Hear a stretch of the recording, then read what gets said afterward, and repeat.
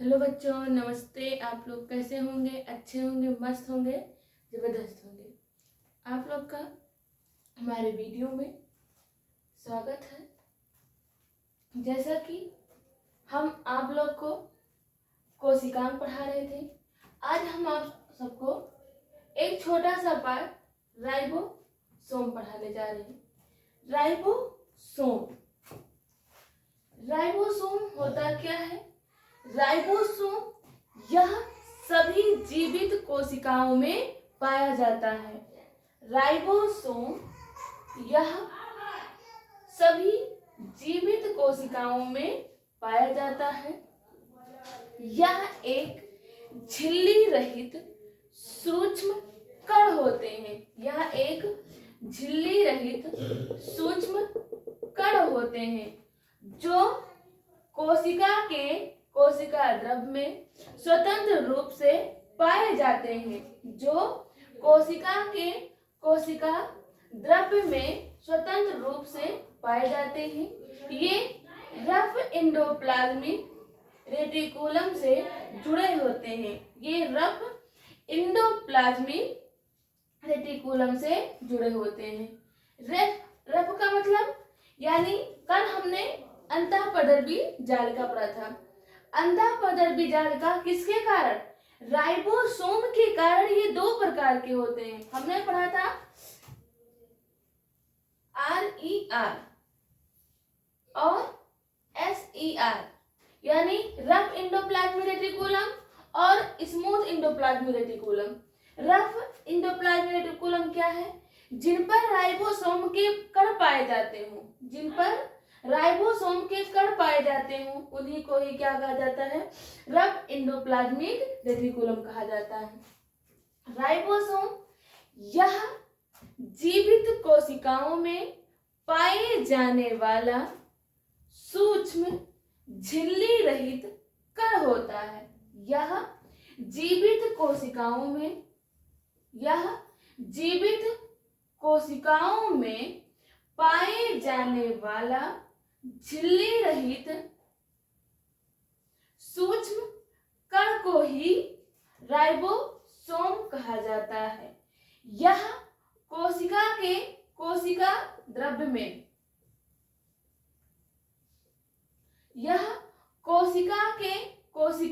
में स्वतंत्र रूप से पाए जाते हैं।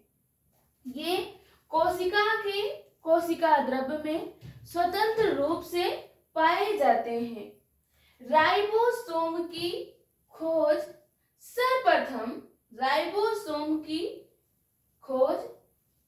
सर्वप्रथम पैलेड नामक वैज्ञानिक ने 1955 में किया था। 1955 में किया था। राइबोसोम की खोज प्लेड नामक वैज्ञानिक ने 1955 में किया था। राइबोसोम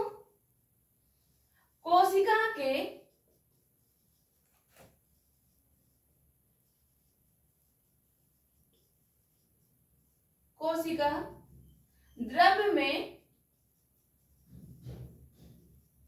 पाए जाने वाला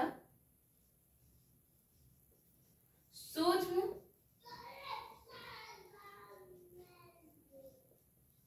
झिल्ली रहित कण को ही क्या कहा जाता है? राइबोसोम कहा जाता है।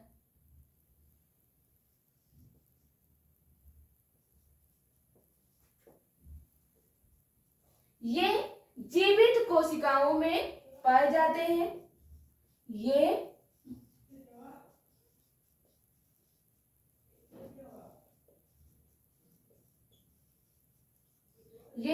जीवित कोशिकाओं में पाए जाते हैं। राइबोसोम की खोज प्लेड नामक वैज्ञानिक ने 1955 यानी 1955 में किया था।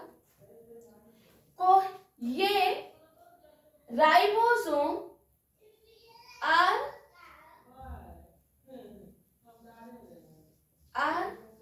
RNA तथा प्रोटीन से मिलकर बने होते हैं।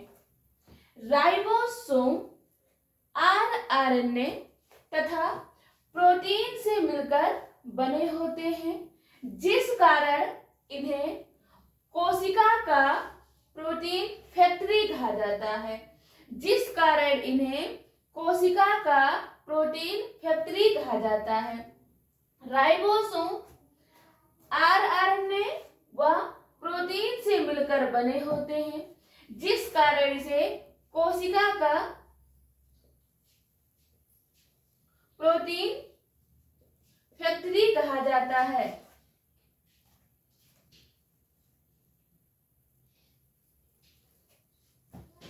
राइबोसोम रफ एंडोप्लाज्मिक रेटिकुलम से जुड़े होते हैं।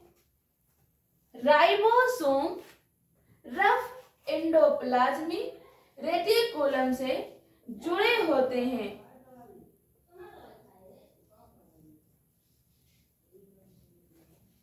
राइबोसोम दो सब यूनिट से मिलकर बने होते हैं। राइबोसोम दो सब यूनिट से मिलकर बने होते हैं, जिसे 70S राइबोसोम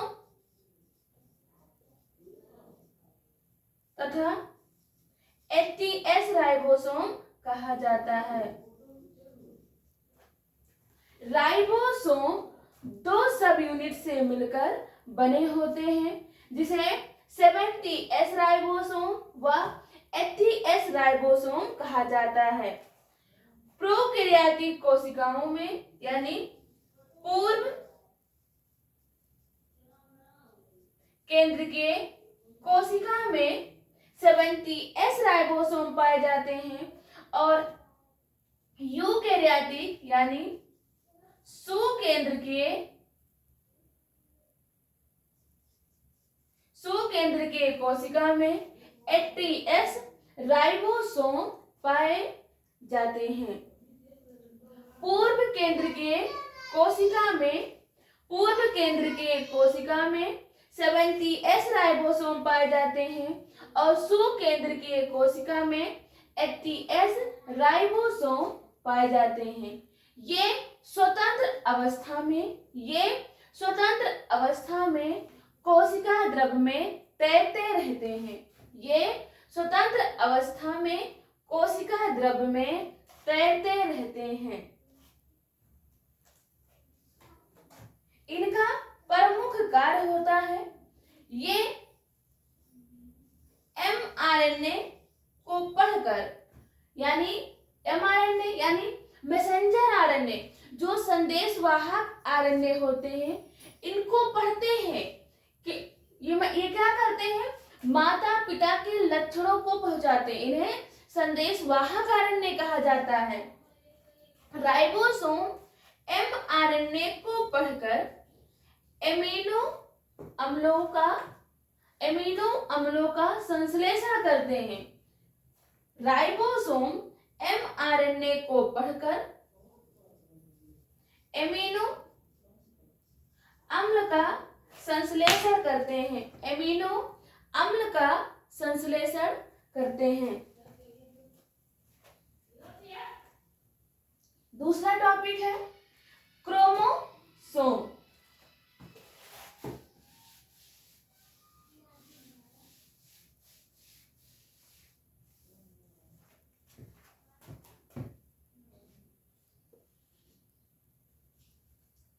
यानी गुणसूत्र।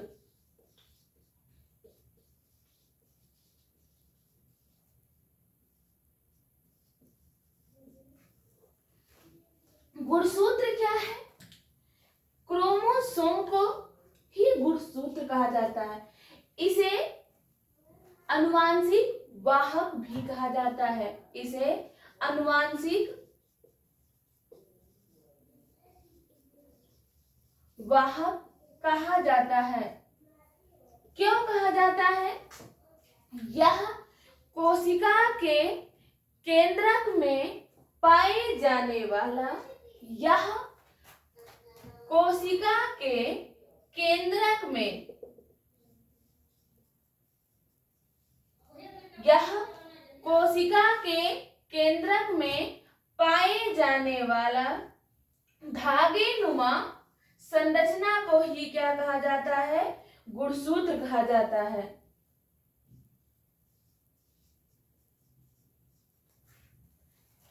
कोशिका के केंद्रक में पाए जाने वाला, कोशिका के केंद्रक में पाए जाने वाला धागे नुमा संरचना को ही गुणसूत्र कहा जाता है। ये माता पिता के लक्षणों को, ये माता पिता के लक्षणों को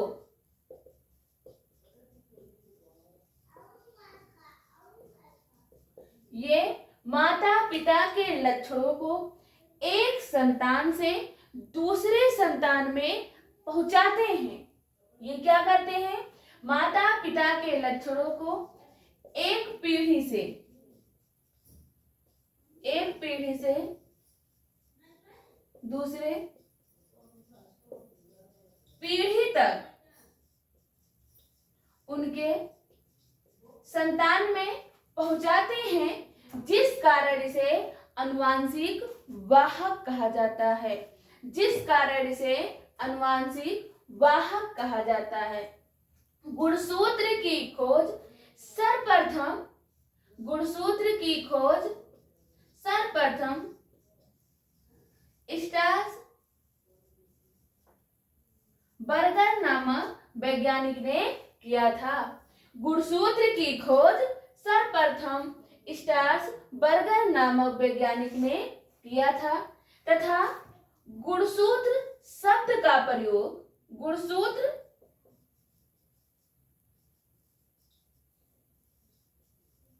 गुणसूत्र शब्द का प्रयोग वाल्डेयर नामक वैज्ञानिक ने किया था।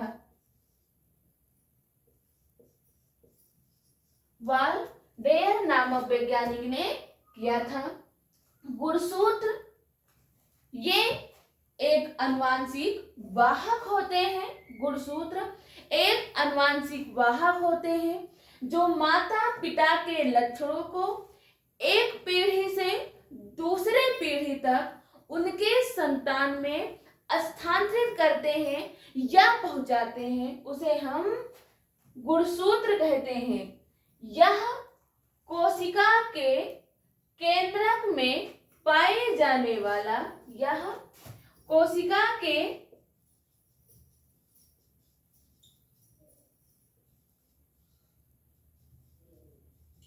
केंद्रक में पाए जाने वाला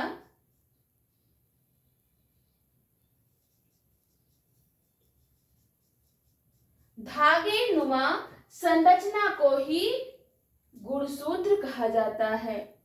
कोशिका के केंद्रक में पाए जाने वाला धागे नुमा संरचना को गुणसूत्र कहा जाता है। यह डीएनए व प्रोटीन से मिलकर बने होते हैं। गुणसूत्र डीएनए व प्रोटीन से मिलकर बने होते हैं। यह सभी जीवित कोशिकाओं में पाए जाते हैं। यह सभी जीवित कोशिकाओं में पाए जाते हैं। ये जीवधारियों में इनकी संख्या 46 होती है। जीवधारियों में गुणसूत्र की संख्या 46 होती है। ये 23 जोड़ों में पाए जाते हैं। ये 23 जोड़ों में पाए जाते हैं। गुणसूत्र मुख्य रूप से 2 प्रकार के होते हैं। गुणसूत्र मुख्य रूप से 2 प्रकार के होते हैं। समजात गुणसूत्र, जिसे कायिक गुणसूत्र भी कहा जाता है।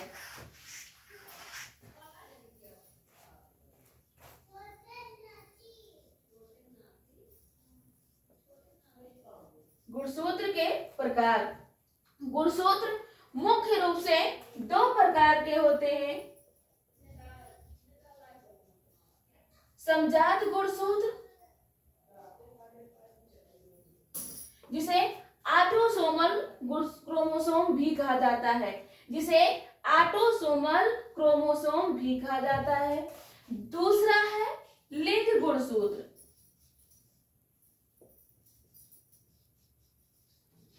जिसे सेक्स क्रोमोसोम भी कहा जाता है, जिसे सेक्स क्रोमोसोम भी कहा जाता है। गुणसूत्र मुख्य रूप से दो प्रकार के होते हैं, समजात गुणसूत्र तथा लिंग गुणसूत्र। समजात गुणसूत्र को कायिक गुणसूत्र भी कहा जाता है। यह गुणसूत्र शरीर के अंगों का निर्माण करते हैं। समजात गुणसूत्र शरीर के अंगों का निर्माण करते हैं।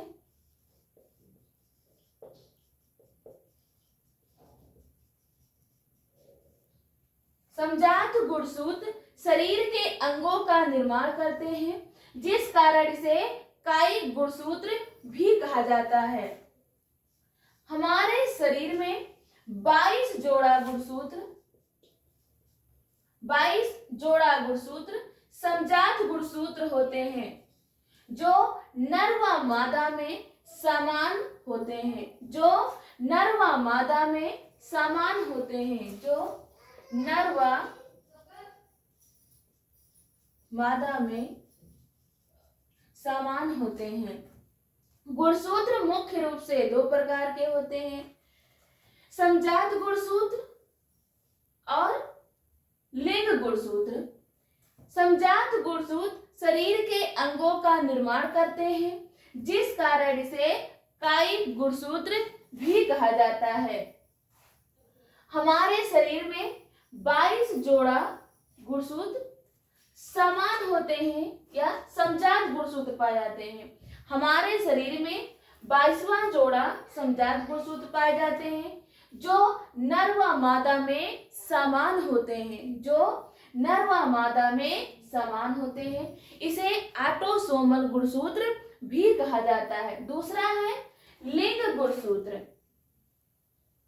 ये मानव में लिंगों का निर्धारण करते हैं। ये लिंगों का निर्धारण करते हैं।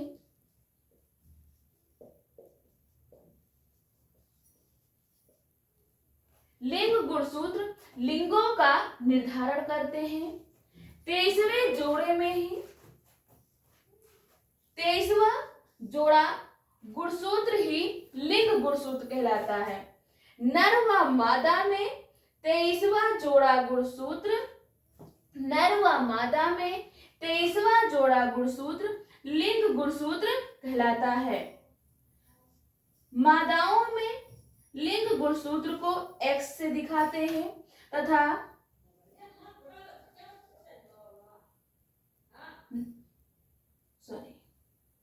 मादाओं में लिंग गुणसूत्र को X से दिखाते हैं तथा नर में लिंग गुणसूत्र को XY से दिखाया जाता है।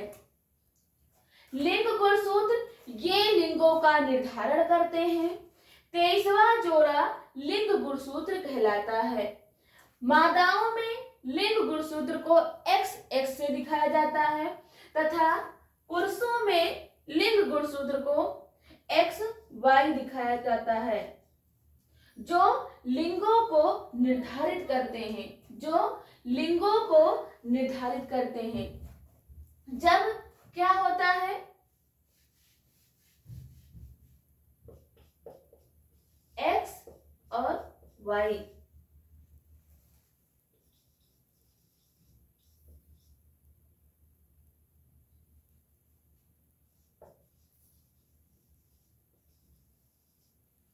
जब X गुणसूत्र और XY गुणसूत्र के साथ हम संकरण करवाते हैं यानी संलयन फर्टिलाइजेशन करवाते हैं, जब हम XX और XY गुणसूत्र के साथ संलयन करवाते हैं, जब फीमेल का X और मेल का X मिलता है तो होने वाला संतान कैसा होता है, लड़की होती है। जब फीमेल का X गुणसूत्र और मेल का X गुणसूत्र आपस में मिलते हैं तो होने वाला संतान लड़की होता है। जब फीमेल का एक्स गुणसूत्र और मेल का वाई गुणसूत्र मिलता है तो होने वाला संतान कैसा होता है? लड़का होता है। तो होने वाला संतान लड़का होता है। यानी लिंगों का निर्धारण केवल एक्स वाई गुणसूत्र ही करते हैं। 23वां जोड़ा यानी 23वां जोड़ा गुणसूत्र ही क्या करते हैं? लिंगों का निर्धारण करते हैं। यह कोशिका के केंद्रक में पाया जाता है। ये डीएनए व प्रोटीन से मिलकर बने होते हैं। ये डीएनए व प्रोटीन से मिलकर बने होते हैं। इनका कार्य होता है माता पिता के लक्षणों को एक स्थान से दूसरे स्थान पर पहुंचाना। दूसरा कार्य शरीर के अंगों का निर्माण करना। नेक्स्ट यानी लिंगों का निर्धारण करना। ये लिंगों को निर्धारित करते हैं कि होने वाला संतान मेल होगा या फीमेल होगा। तो आज के लिए इतना ही। हम अपने बातों को विराम देते हैं और आप कमेंट करके जरूर बताइएगा कि क्लास कैसा लगा। अगर अच्छा लगा होगा तो लाइक शेयर कमेंट जरूर करिएगा। धन्यवाद।